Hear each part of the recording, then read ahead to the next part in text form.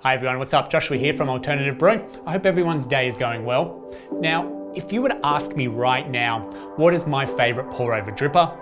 I'd be replying with the Espo Bloom. And it's because it's brewed some of the best coffee I've enjoyed using a dripper, and it's quick and reliable to brew a delicious coffee. And to understand this, you only need to look at its superb critical design. Features like the 1502 precision-etched holes on the flat bottom brewer, these promote a fast flow, so it's generally finished around the 2-minute mark. The added benefit of these tiny holes also allows those who prefer to brew coffee more sustainably to use the Espo Bloom without a filter. And this is a duality that's not seen in a great number of other pour-over drippers. And I will explain a few other helpful tips as to why I think this makes a superb brewer to have in your lineup. And whilst we brew some coffee, go ahead and smash that like button along with subscribing to the channel and hitting that bell notifications so you stay notified when we bring out new videos just like this every week. Let's get our brew on.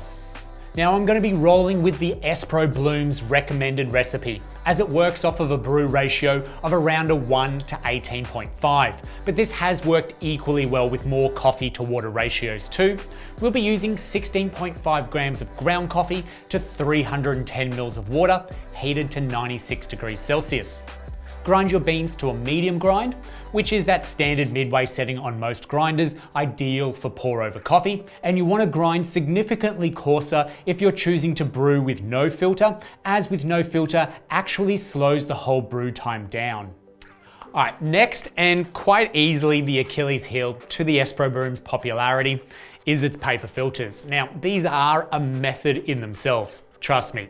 First, they are a proprietary filter, which means you can only use the filters that Espo provides for the Espo Bloom and no others. Now, these also come quite well stuck together. So when out of the box, you kind of just want to wiggle the edges a little bit just to loosen it up.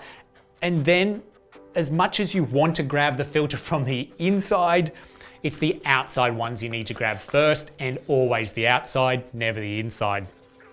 And once you've mastered it, throw it into the dripper and then give it a quick rinse to remove any papery taste, as well as getting that filter to sink down into the brewer. Now don't forget to remove that rinse water in the carafe below. You might also want to tip the Espo Bloom upside down, as it does tend to retain about 5 grams of that rinse water too. Next, add your grounds into the dripper and then give them a gentle shake to settle the grounds. So to begin, add 50 mils of water towards the center of the Espo Bloom in around 10 to 15 seconds. After which, pick up the brewer and give it a gentle swirl, place it back down then and let it rest for 40 seconds. And this is the bloom stage. This helps saturate all the grounds at once prior to adding the remaining water, beginning the extraction phase. Now, a nice little addition to the design of the Espo Bloom is this cutout hole found on the edge of the dripper's support. And this helps you see directly into the carafe, or perhaps a cup if it weren't made from glass. And it also allows air to escape, so it eliminates any airtight seal that might happen between the brewer and the carafe, which can stall the dripper's brew time. And after the 40 seconds is up, begin by pouring the rest of the water, 240 mils, in under 1 minute, pouring in steady, slow circles and avoiding the sides, which are too close to the paper filter. So the fluted design, this intelligently offers plenty of space to be pouring into from above. Then the recessed coffee bed, which gathers all the ground coffee, say, into a column. This ensures that all the water above it sees the same amount of coffee as it's brewing through. And that narrowing of this column provides that very consistent water head, which is the amount of water above the ground coffee and the area of contact the water has to the grounds. This being narrow provides predictability of the water's flow and less channeling. Now, the thermal stability of the Espo Bloom is a good one to question, but it does brew quite quickly and then doesn't draw a lot of heat into the brewer itself, as it's made from thin stainless steel, but still quite durable. Certainly a lot more than ceramic or glass. So the whole brew time should take around 2 minutes to 2 minutes 15 max to finish brewing. Let it all finish dripping through before you then remove the Espo Bloom through that silicone lined rim as the handle. Give your brew a gentle stir and serve straight away.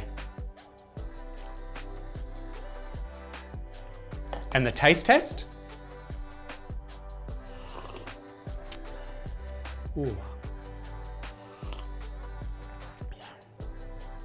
Yeah, that's good. That's delicious.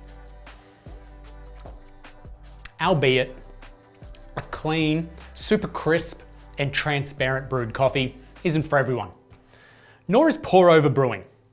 But I think the Espo Bloom has enough that it's going to allow anyone to make their preferred style of drinking coffee. And it's not that it's an AeroPress, nor can it make espresso. It can certainly not make espresso.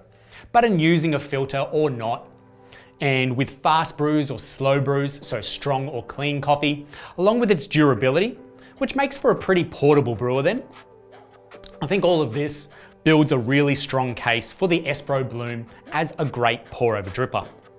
So if you have any further questions on this product, add them in the comments section down below and we'll get straight back to you. Thanks for watching to the end of this video, and we'll see you in the next one.